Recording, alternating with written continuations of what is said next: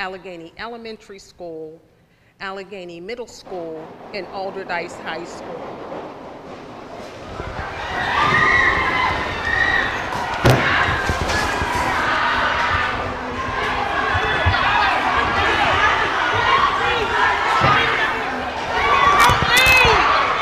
October 28th, 2022. A cloudy Friday afternoon in Pittsburgh. Inside Destiny of Faith Church in Brighton Heights. Rows of pews filled slowly with people wearing black. Some clutched tissues. Others hugged in silence. All of them were there for one reason. To say goodbye to John Hornizes Jr. He was just 20 years old. The choir wasn't singing yet. The service hadn't started. But outside, someone was watching. At exactly 12:04 p.m., as mourners filed through the doors, shots rang out. Panic. Screams. People dropped to the ground. Some ran. Others froze. Bullets tore through the air, shattering the silence of what should have been a sacred moment. When it was over, 6 people were injured. 5 by gunfire, 1 trampled in the stampede. And just like that, a funeral became a crime scene. Livestream footage from inside the church captured it all. Chaos erupting just as family members try to bury their dead. What had already been a tragedy was now something else entirely. A public act of violence, brazen, deliberate, and chilling. But to understand why this happened, you have to rewind the clock. Go back 13 days.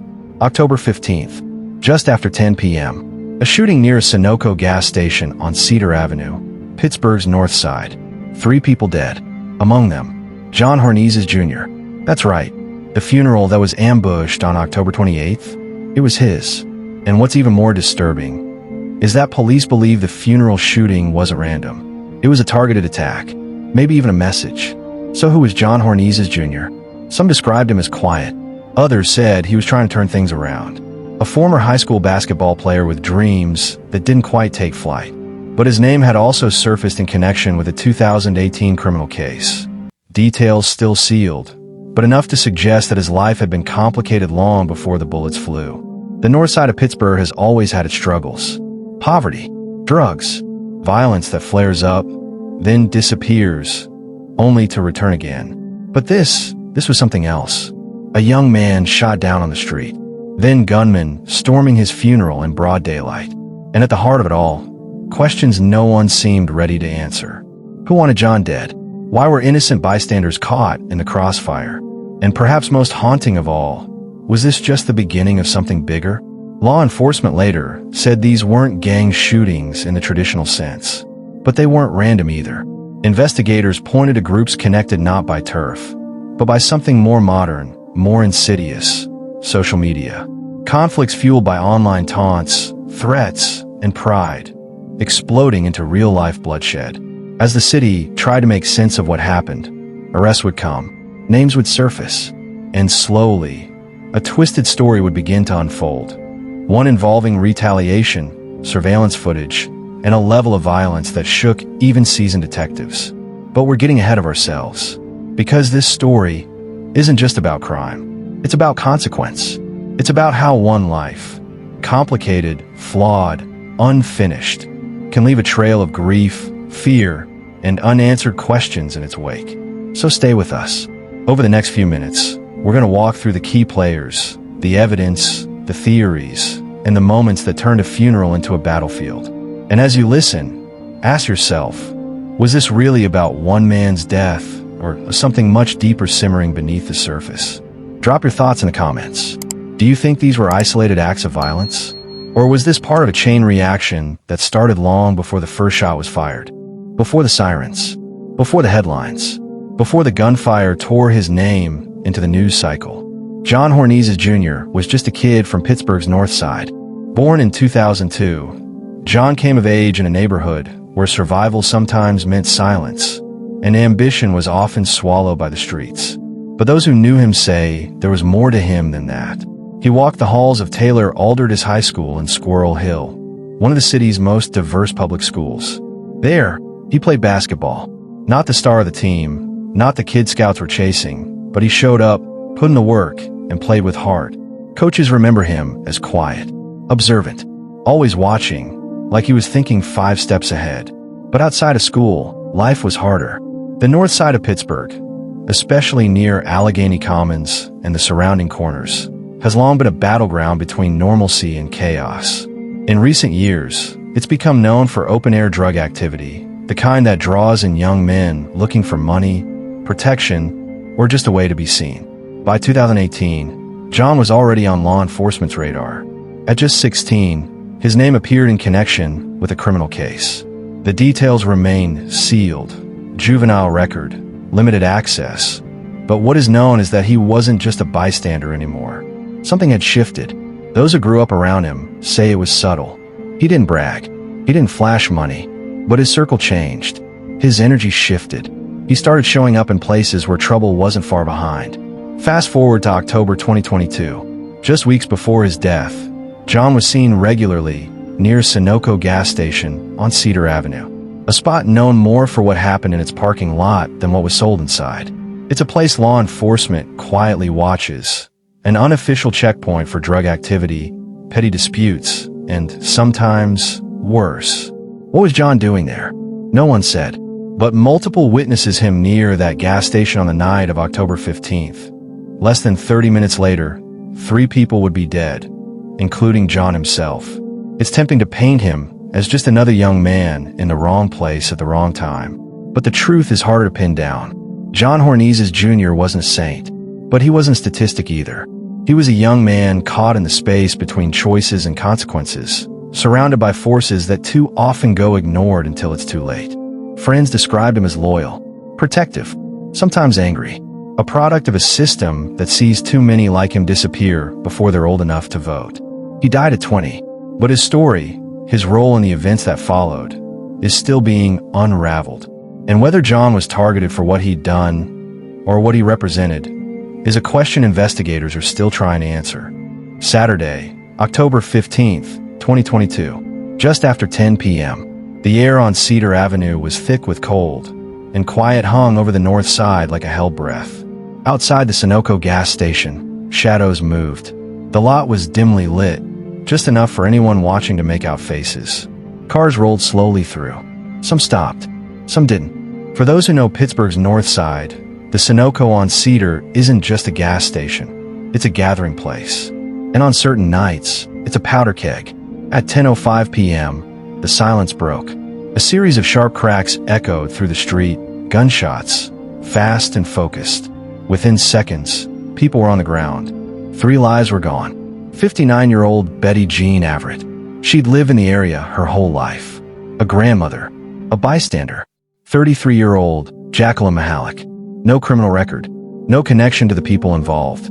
Just in the wrong place, at the wrong time. And John Hornizes Jr., 20 years old, one of the 3 victims.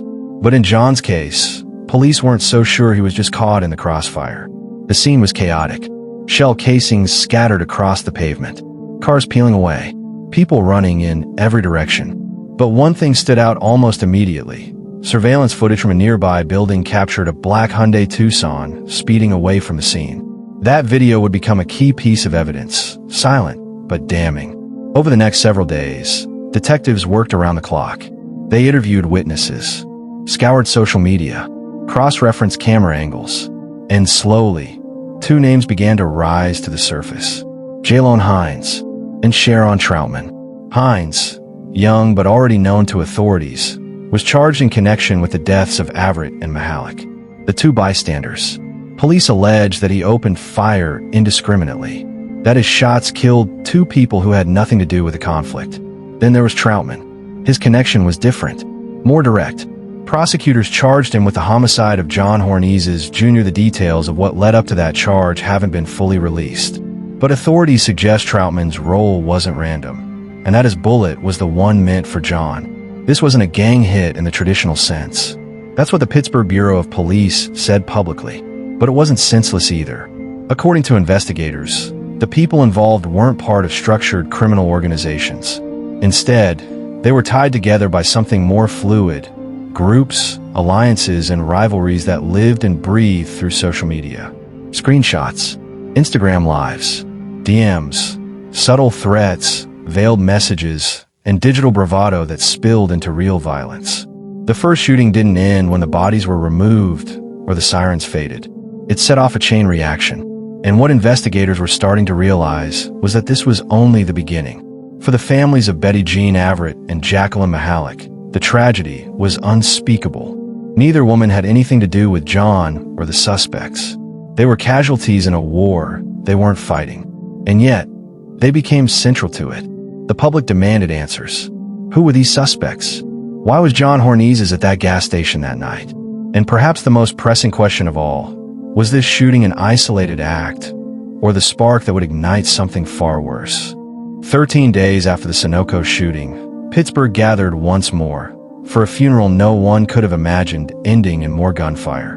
It was Friday, October 28th, 2022. Destiny of Faith Church stood quietly on Brighton Road in the city's Brighton Heights neighborhood.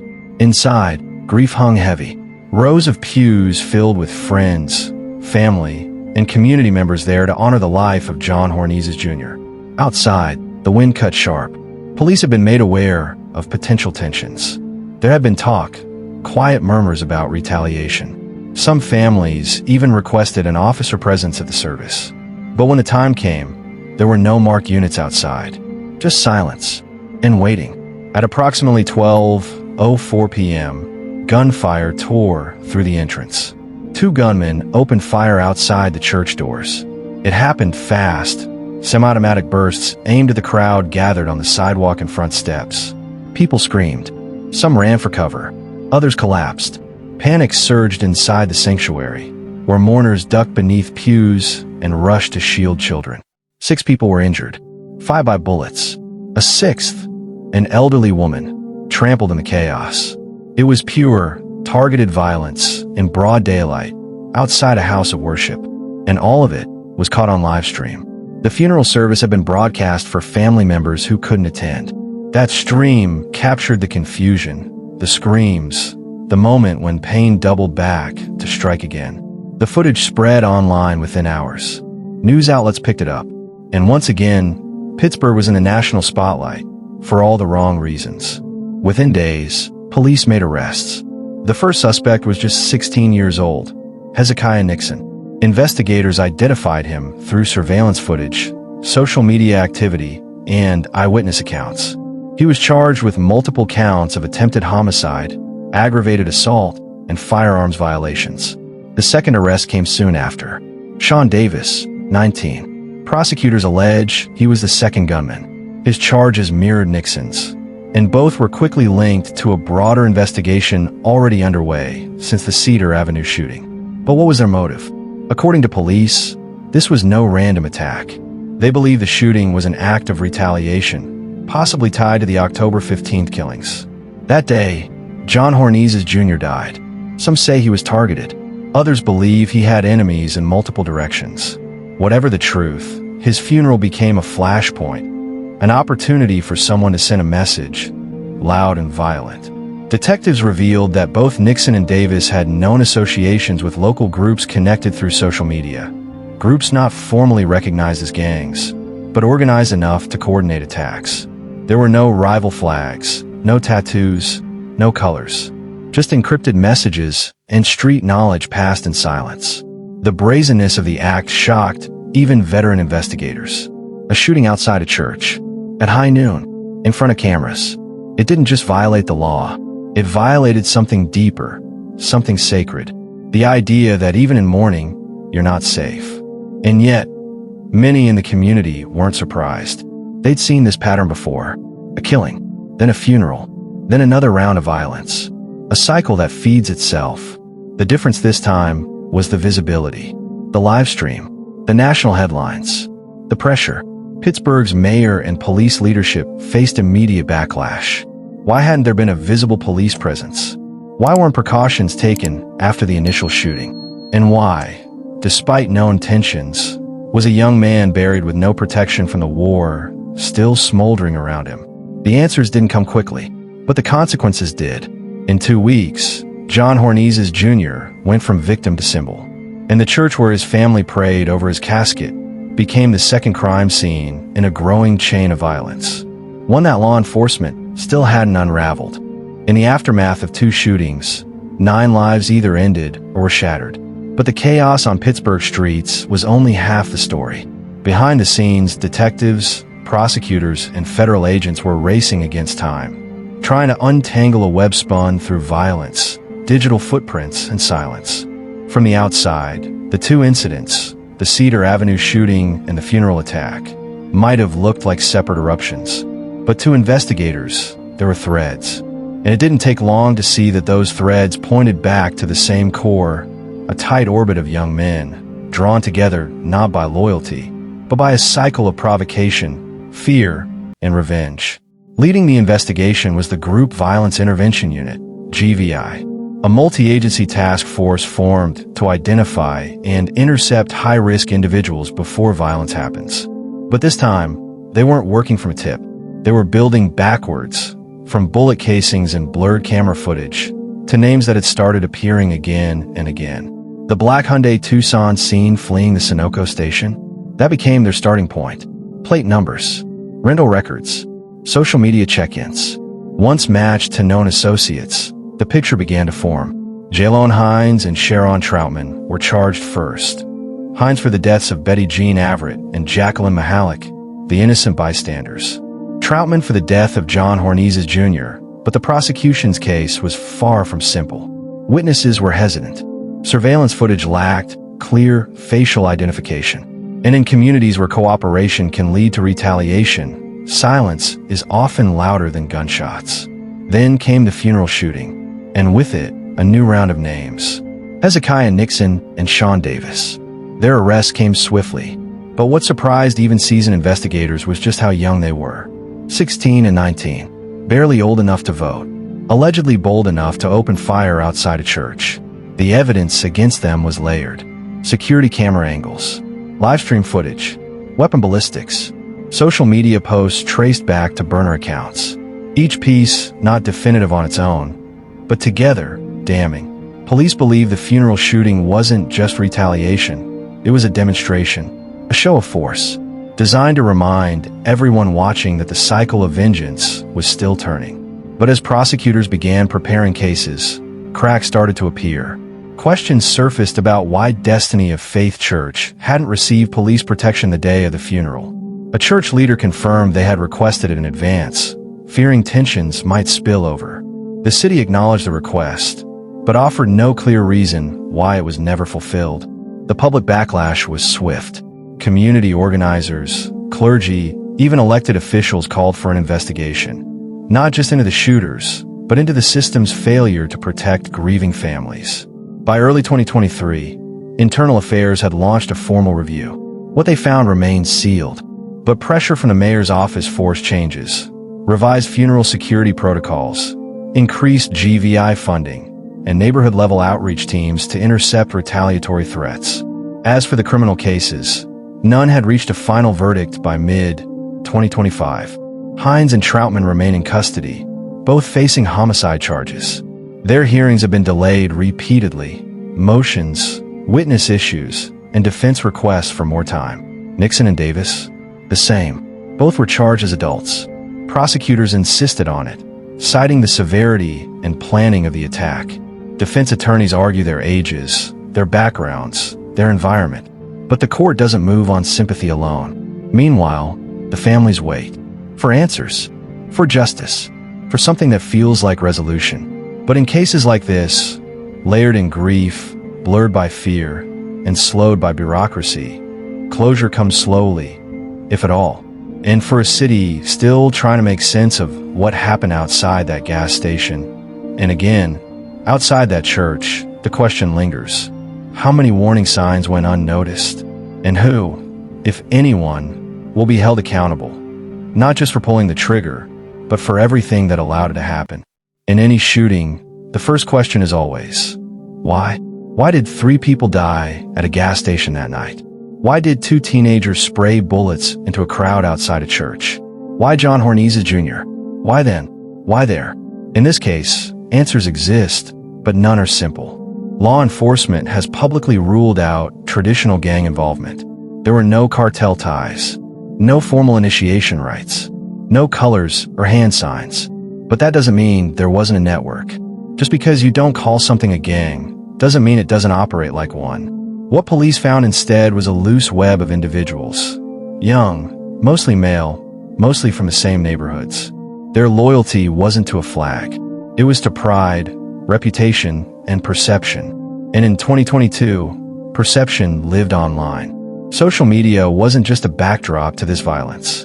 It was a fuel line. Photos, videos, DMs, diss tracks, posts designed to provoke, comments that walked the line between disrespect and threat. Surveillance didn't always come from cameras on streetlights. It came from cell phones, stories, likes, reactions. The whole city watching, screenshotting, waiting for someone to respond. Some theorized the Cedar Avenue shooting wasn't premeditated in the traditional sense, that it was a chance encounter. John Hornez is at the wrong spot, with the wrong people watching. Others believe it was planned, based on days of digital escalation, a digital conflict that spilled into the physical. But what no one denies is that by the time of John's funeral, retaliation was expected. Some even say it was inevitable. The theory is this: someone believed John's death needed avenging. Whether he was part of something bigger, or whether someone simply felt disrespected by the way he died, it didn't matter. What mattered was sending a message. And the most high-profile way to do that was to turn his funeral into a battleground. And yet, the real motive remains cloudy. Was it personal? A grudge? A debt? A social slight blown out of proportion? Or was John, like so many others before him, caught in a storm that had nothing to do with him directly, but everything to do with where he was, who he knew, and who had something to prove? There's another theory, that the shootings weren't just retaliation, but performance. Some experts believe the gunfire outside the church wasn't about killing anyone specifically. It was about making a statement, showing dominance, creating fear, and most importantly, showing it live, in front of cameras, in a place no one would expect. In that sense, it worked. The city talked. The media ran headlines. The streets buzzed. And for a few hours, the people behind the guns were exactly what they wanted to be: unavoidable. But what the theories can't explain is the silence.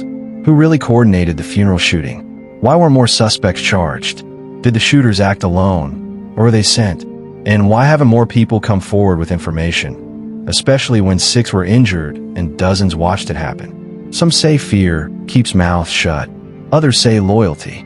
But in a case like this, silence isn't just protection. It's currency.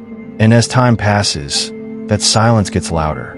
This isn't just a story about 2 shootings. It's a story about how conflict has evolved. How in some places, the screen is as dangerous as the street. And how a post, just a few words or a photo, can be enough to get someone followed, targeted, and killed. The court cases are still pending. The facts are still coming together.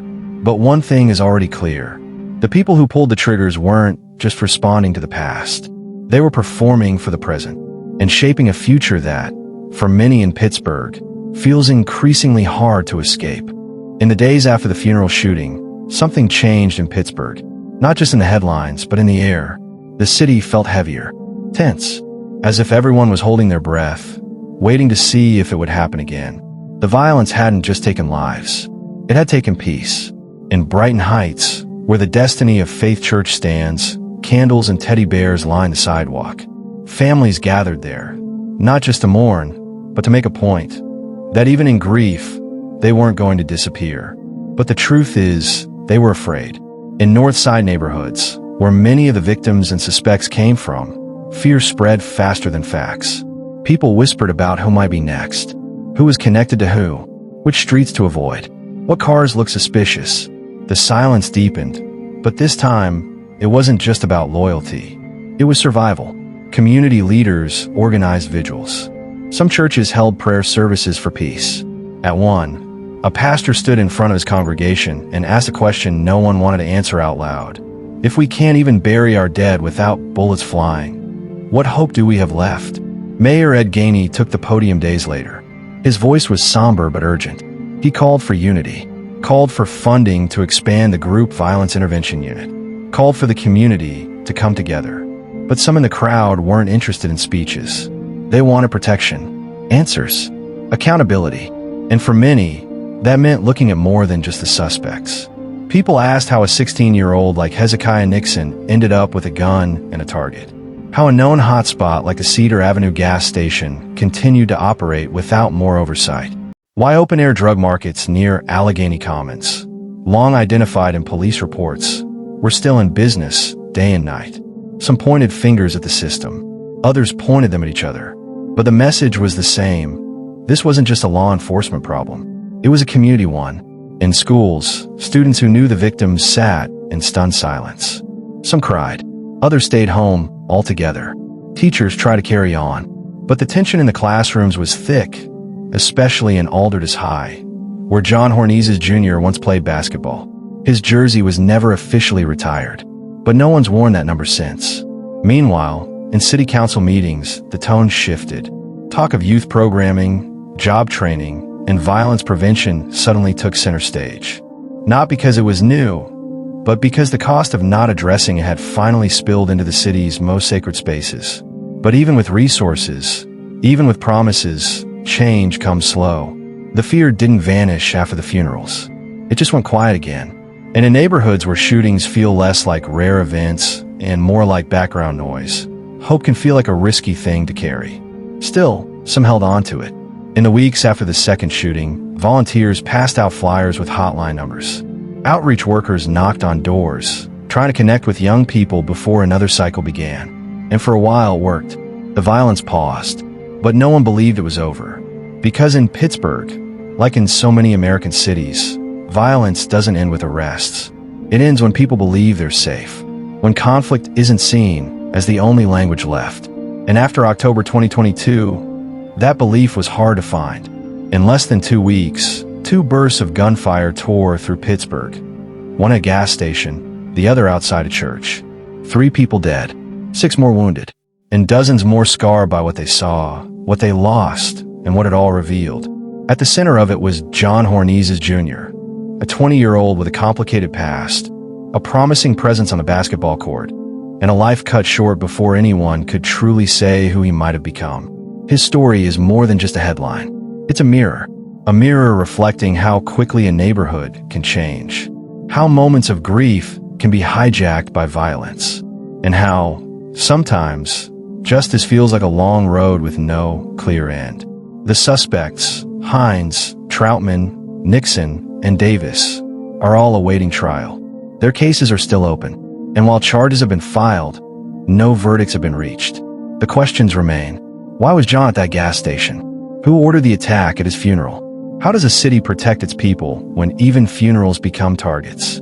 This isn't just about crime. It's about the cost of silence, the price of fear, and the pain that lingers in the spaces between headlines, where families grieve, where children walk past bullet holes on their way to school, and where justice moves slower than trauma. And still, people fight for change.